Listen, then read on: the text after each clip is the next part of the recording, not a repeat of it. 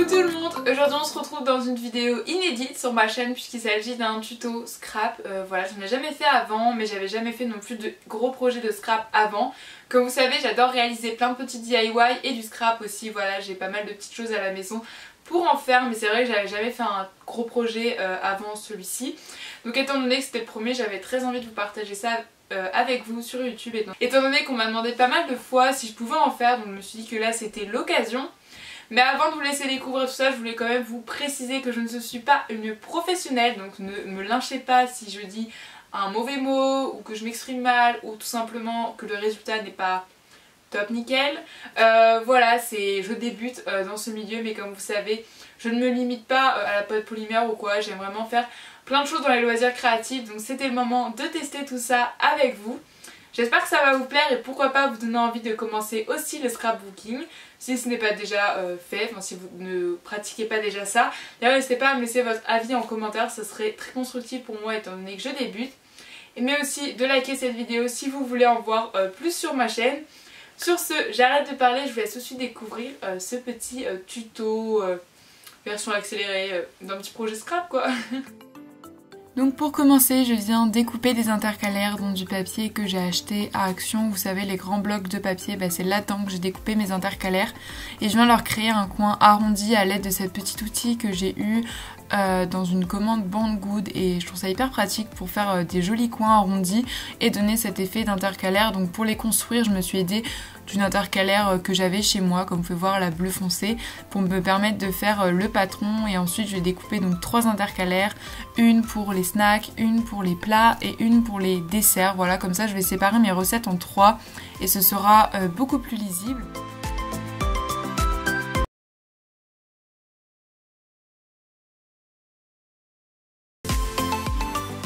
Et là vient le premier problème. En assemblant mes intercalaires, je me suis rendu compte qu'il y avait une erreur étant donné que je les avais fait à l'envers. Donc faites bien attention à ça, j'ai dû recommencer du coup parce que comme vous pouvez voir c'était à l'envers. Mais bon, c'est une première erreur étant donné que j'étais débutante, voilà ça arrive. Et ensuite je viens faire les trous une fois que j'ai refait mes intercalaires dans le bon sens avec une perforatrice pour pouvoir les mettre dans mon classeur.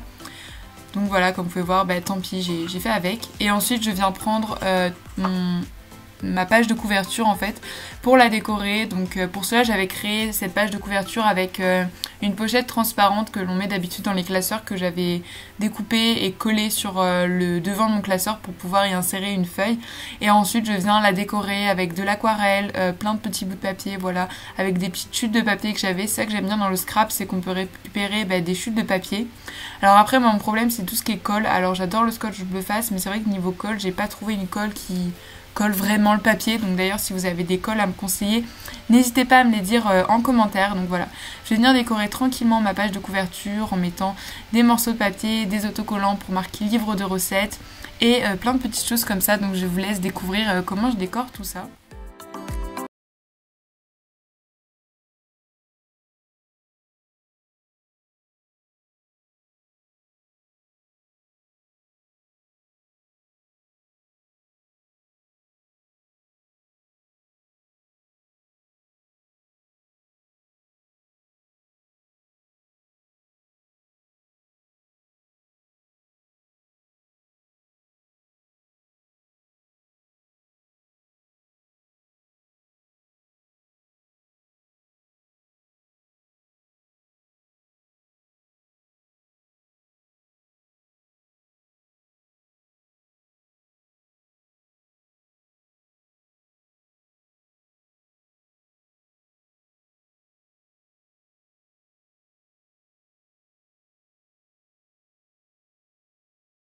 Une fois que j'ai fini ma page de couverture, je viens la mettre dans la pochette transparente que j'ai donc créée sur le classeur. Ça va permettre de la protéger. Donc voilà, je sais pas ce que vous en pensez, mais je trouve que pour une première page scrap, je suis plutôt contente. Ensuite, je vais donc venir décorer les intercalaires. Donc pour commencer, je vais prendre ma boîte de tampons pour écrire les titres. Donc oui, j'en ai beaucoup. La plupart viennent de chez Action, vraiment, comme la majorité de mon matériel scrap, puisque vraiment ça vaut le coup niveau prix. Je vais choisir des tampons clear avec l'alphabet. Alors les tampons clear, je sais qu'au début je me posais la question de ce que c'était. En fait, on a besoin d'une plaque transparente pour les mettre et ensuite on a juste à le tamponner dans l'encre et sur votre feuille. Et franchement c'est hyper pratique. Donc je viens faire tous mes titres avec et après avec un stylo noir je vais venir les repasser pour donner un côté plus fini. Mais ça c'est facultatif, c'est juste que je trouvais que ça faisait plus net.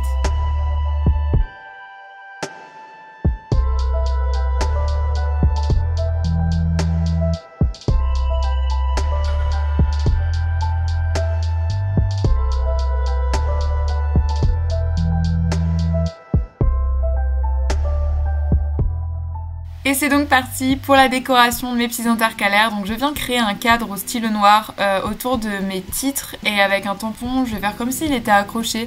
Enfin, vous allez voir, je sais pas trop comment décrire ce que je suis en train de faire. Et puis après je vais le décorer avec tout plein d'accessoires. Donc voilà, je vais coller des petits morceaux de feuilles. J'aime bien jouer avec les textures comme vous le savez dans mes DIY, c'est pareil pour le scrap.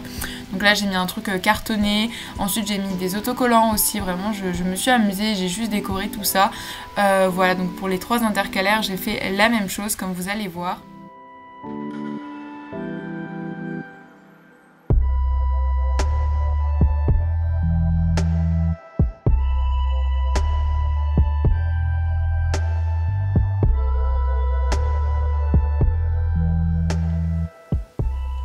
Qu'est-ce que j'ai ?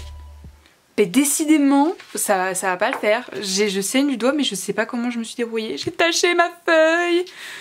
Ah les gars, ça va vraiment pas le faire ce truc. C'est pas ma journée. Hein. Bon, je vais essayer d'enlever le sang et...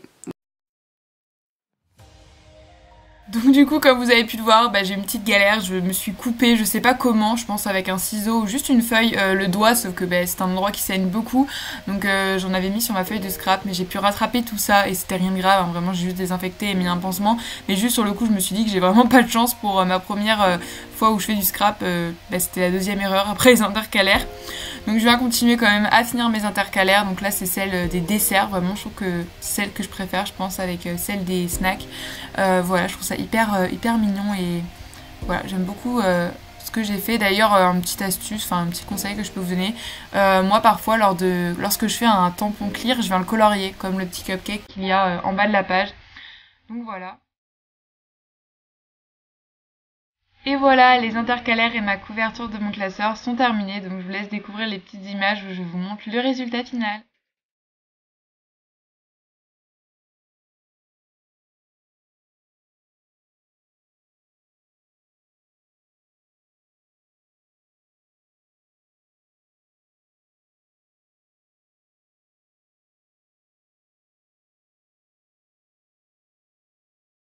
Ensuite, pour réaliser mes petites pages de recettes, je vais vous montrer quelques exemples. Pour cela, j'ai utilisé mes autocollants que j'ai créés. Vous pouvez les retrouver sur ma boutique Etsy, voilà. Donc c'est des petits autocollants idéaux pour faire votre feuille de recette. Donc par exemple, j'ai cette petite banderole où je peux écrire le titre de ma recette étant donné c'est un autocollant papier, donc vous pouvez écrire dessus.